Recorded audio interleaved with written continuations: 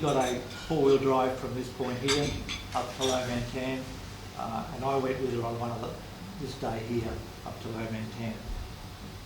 We both suffered from altitude sickness, so we were meant to have 3 days here and then come back after that and head back down to here and come down this eastern side of the river. After 2 days we decided it was probably better for us to get down a little bit of altitude. This was nearly 4,000 metres up here, so we worked our way back down here by a four-wheel drive. It took us 2 days to get back down here. So that will give you an idea of the condition of the roads and obviously climbing over the mountains.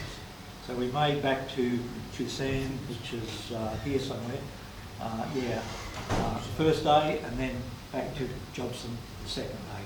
So that just gives you an idea of where we went. This was Lois going over one of the first day. Some of the photos will give you an idea of the starkness of the country. This is the riverbed going up to Kabini. This is what we were sort of walking along between the mountains, along the riverbed. Sometimes we were climbing up these mountains and then down the other side. So I'll just give you a bit of an idea of. This is one of my more attractive shots. After lunch, the winds came up and they were very, very strong. So hence Lois was trying to keep her hat on, and obviously with the altitude and the sun, there was the risk of sunshine, sunburn and all that sort of stuff. So we had to protect ourselves from that. But even so, the wind would blow my hat off even if that's gone. So it's pretty strong. Lots of these sort of suspension bridges across gorges and across rivers. That was fairly common. It's scary, really. Cable. Sorry? Cable. Cable, yes, yep. That's beautiful. This was at 4,000 metres. Now I should mention that what I'm tying on there is one of these scarves.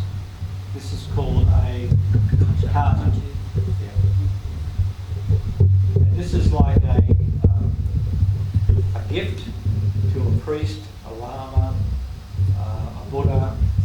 And if you go into monasteries, you'll see these everywhere over a lot of the artefacts and that there. And this was at the highest point of our trek, so I tied a carter on the tree. People would often go in and hold this in front of them when they're approaching a lama or a teacher, and they will place it around the shoulders, and then the teacher will lift it off and hand it back, put it round the first person's shoulders. It's a blessing.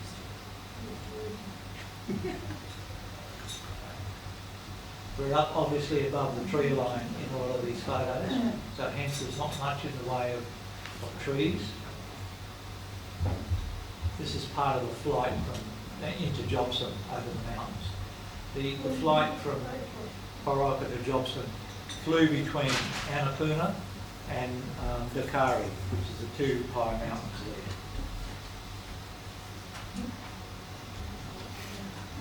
there. This is the monastery up here on the side of this cliff face, which we visited, and it was like, if anybody's been out to Dandenong onto the 1,000 steps, just going up to this monastery was like going up 1,000 steps to get to it.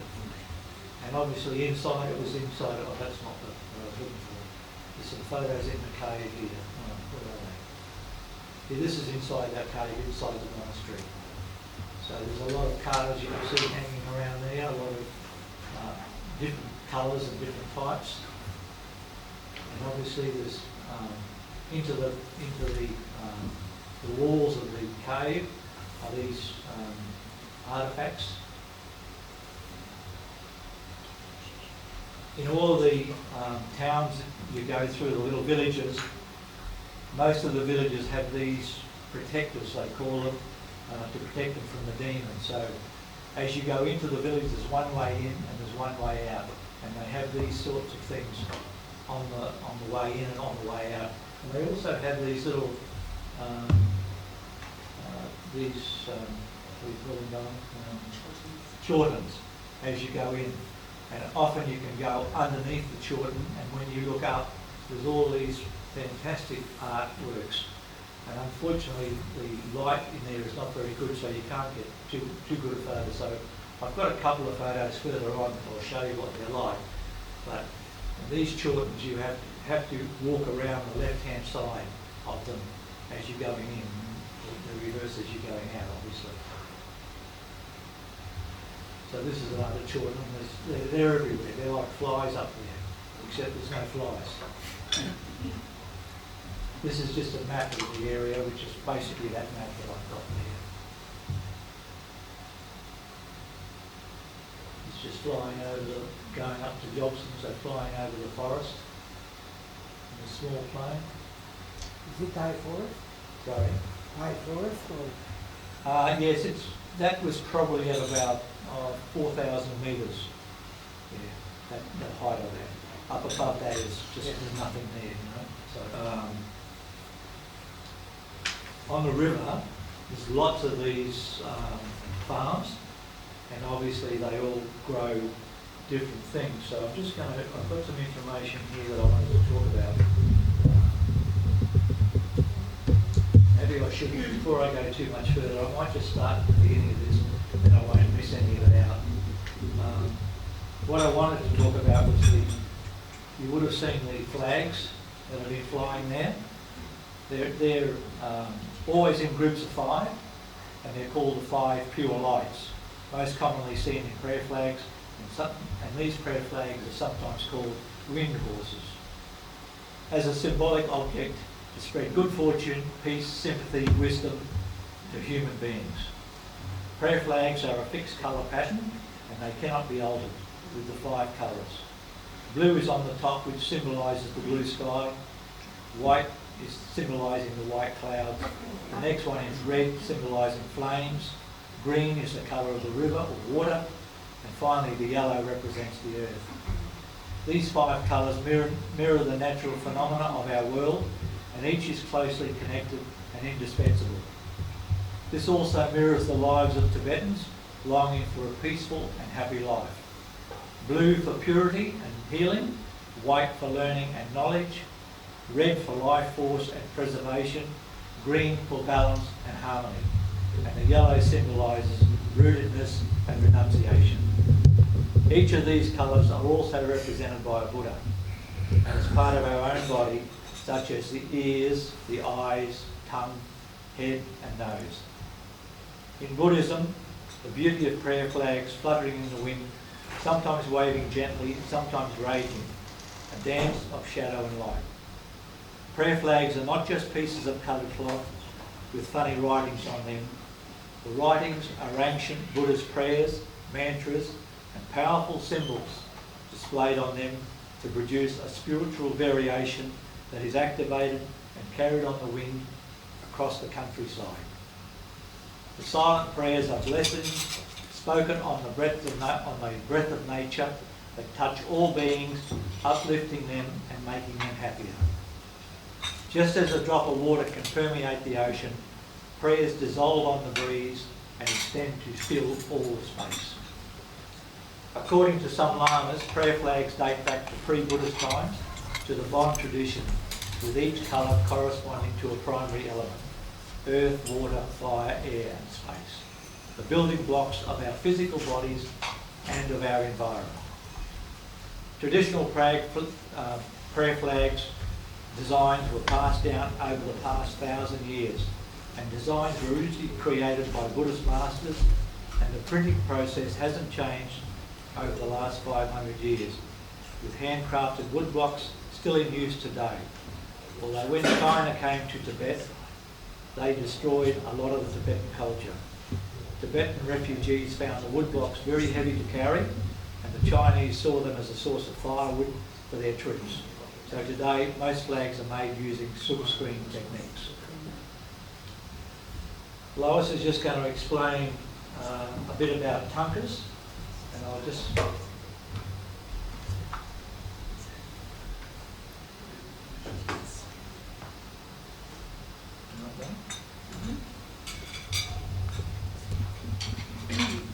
This is a tanka, which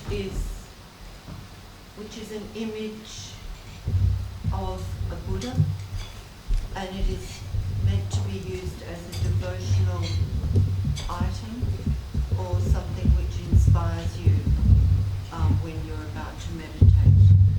It shows the Buddha in there are many different tankas, in fact, of many different Buddhas. This is the Buddha Avalokitesvara, who traditionally has 100 arms, and on each of the palms of the hand of this figure is an eye, which is meant to see all beings, all their sufferings, and wish them well, and hope to be able to cure their sufferings or to heal the suffering from them. So this has been blessed by the Dalai Lama, and this one is completely done by sewing.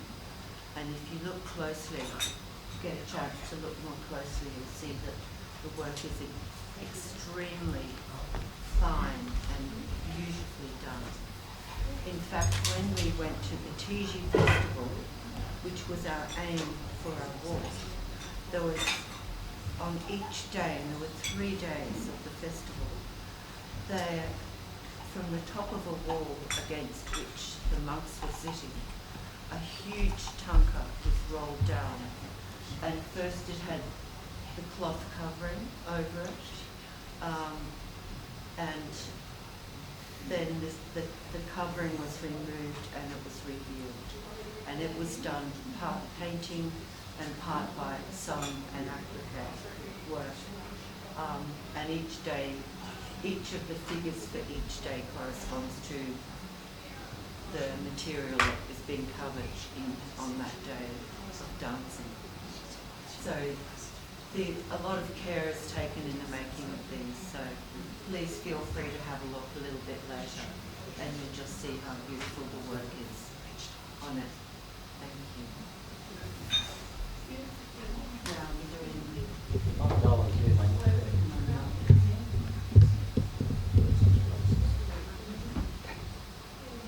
Just grab a hand.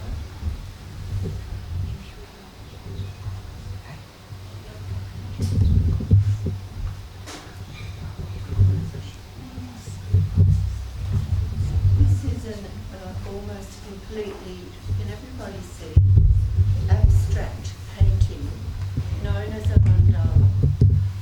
And just turning around so you can see it. There are some figurative elements within it. There's a figure of an elephant, there's a figure of an ox, which is a symbol of patience.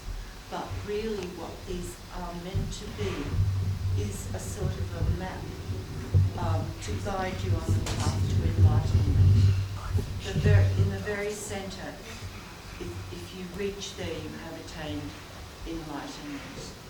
And you start from one of the outer areas here, like one of the 4 points of the compass, and make your way in as you work by meditation and by doing acts of kindness to people or to animals, in order to purify your spirit, I guess one could say.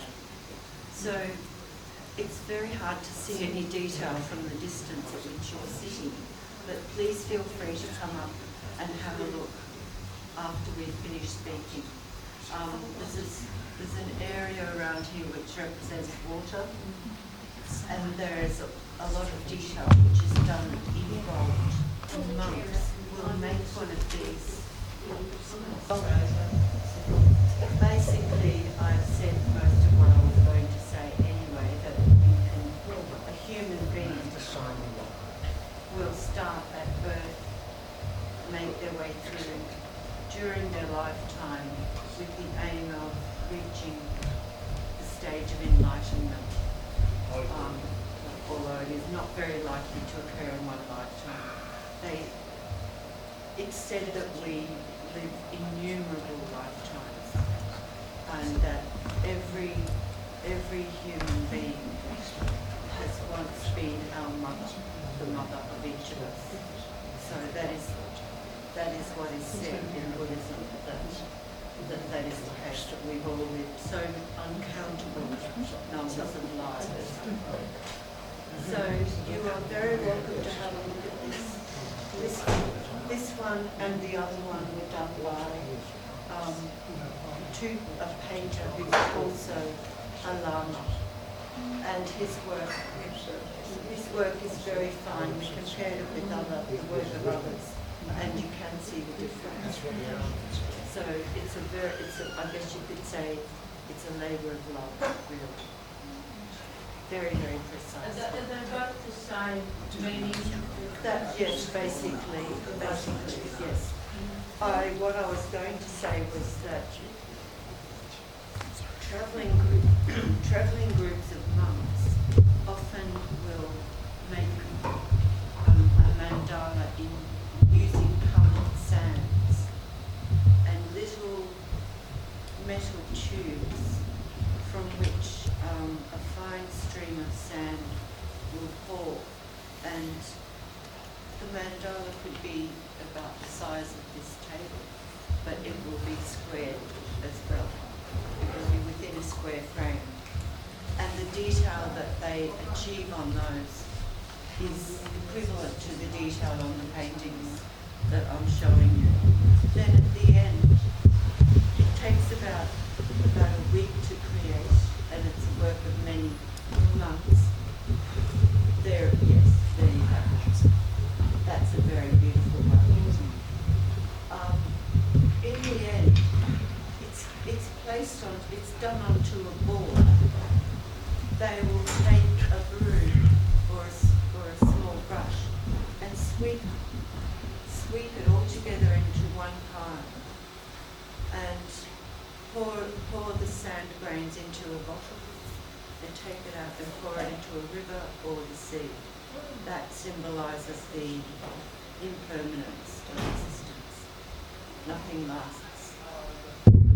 Everything changes, basically. Nothing lasts forever. So you can say, all that work, and it's only left for a day or so. Well, that is the case. That's a good metaphor for life, really. So it's a wonderful teaching tool, and it's absolutely wonderful to sit and watch the monks while they're working on one of these. This is the figure of Padmasambhava, the Lord of Compassion, otherwise known as Guru Rinpoche, which means precious master, otherwise known as Lotus born, because according to his story, he was born in India in a lake in the middle of a lotus flower, hence the name Lotus born. He has been credited with introducing Tibetan Buddhism to Tibet, where prior to that there had been the old religion known as the Bon, B-O-N religion, which was, I suppose, a form of nature worship, or animism, where rocks, rivers, trees, all the natural elements are regarded as having or being inhabited by a god. So there are many, many gods in the pantheon of the Bon religion. Anyway, that was superseded by Buddhism. Can everybody hear me? Can you hear me? Just. Just Only just. go closer to that one. Just like to see you.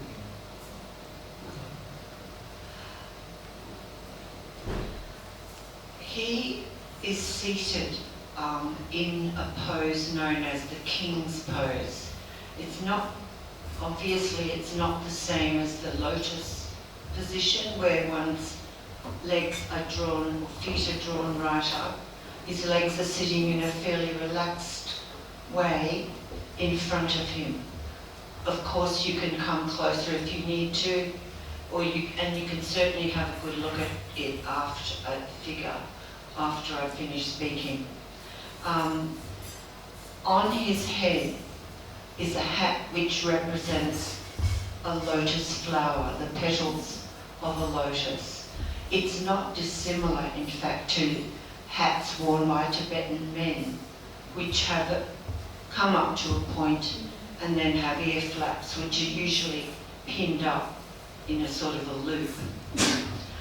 His face has a very intense expression. His eyes are wide. That expression represents the intensity of his intention to promote and to teach the Dharma, which is all the teachings of Buddhism, to as many people as possible, or as many beings as possible. In his left arm is this trident, and when you get closer you can see, of course, that it has a three-pointed top. The points of which represent what is known as the essence, nature, and compassionate energy.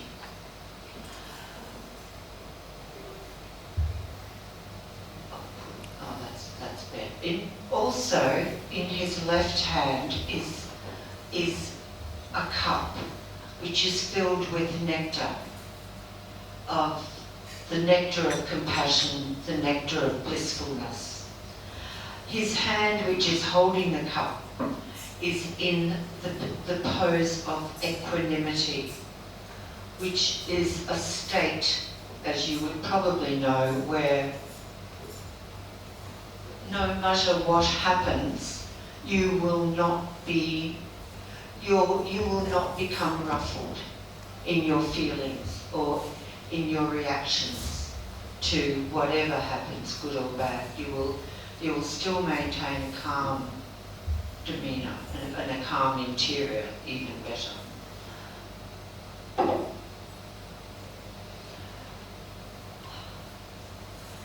In his right hand is a type of weapon known as a vajra, whose qualities are the indestructibility of diamonds and the irresistible force of lightning. So it has the hard quality of the diamond and indestructibility, and who can withstand the force of lightning? Not many.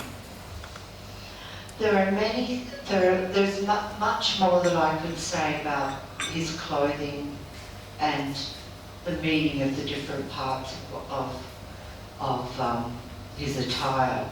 As you might have noticed, he's sitting on a lotus, or there's a stylized lotus flower underneath him, and you know why that would be, because he's lotus born.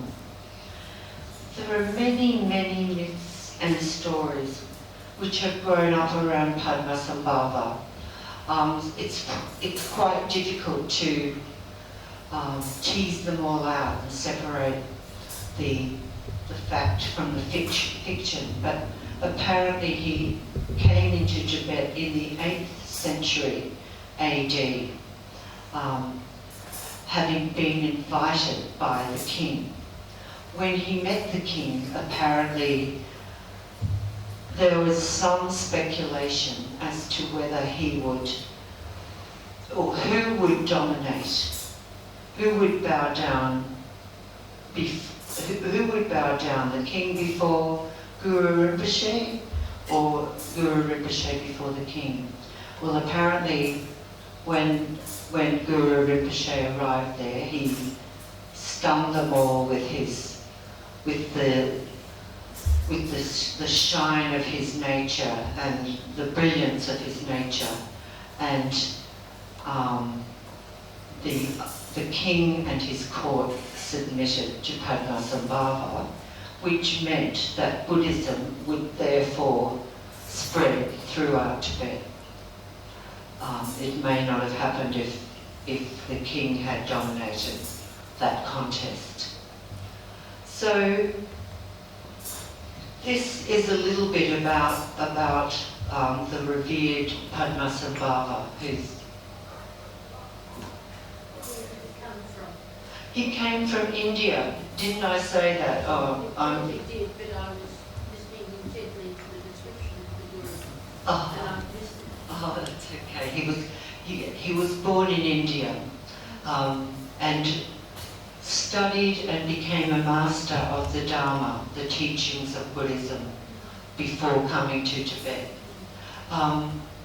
He has been credited with having written the Tibetan Book of the Dead, which is a way, which is instructions for a being, a person, on the moment of death to find enlightenment. Obviously one would have to do some preparation prior to that time, but apparently the moment of death is a very potent time when it is possible, if you have the right frame of mind, to achieve enlightenment, or to realise that this life is in effect an illusion. That sounds hard to grasp, and I find it hard to grasp, but according to the Buddhists, the reality is that the realm which we inhabit is called samsara, and that our aim would be to leave this cycle, the cycle of birth and death, where, as I said previously in the evening, we have lived all innumerable times, and that every being that you see in this world has once been your mother, which sounds incredible. That's it. That is, if you believe in the idea of reincarnation. There's a certain justice in that concept, I believe, and no offence. Whereas with Christianity, you live one tiny life, which is like a grain of sand in all the sands of the world, and then you are either damned or saved on the strength of that little life. Whereas with the Buddhist idea, you perfect yourself over these many, many lifetimes until you are able to reach the stage of nirvana or enlightenment, where, as they say, you realise the true nature of things and you are not shaken from that understanding. It's steady and rock solid. So these are just a few elements about Buddhism and about the Lord of Compassion, Padmasambhava. So thank you for listening, and Lloyd will now continue with talking about our trip. But I must tell you in a little while something about his boots, if you remind me. All right, I'm going to lighten things up a little bit now. That's heavy going, all of that. I'm just going to give you a bit of history of the Mustang, which is where we went. It's a valley that runs from Jobson right up to the mountains.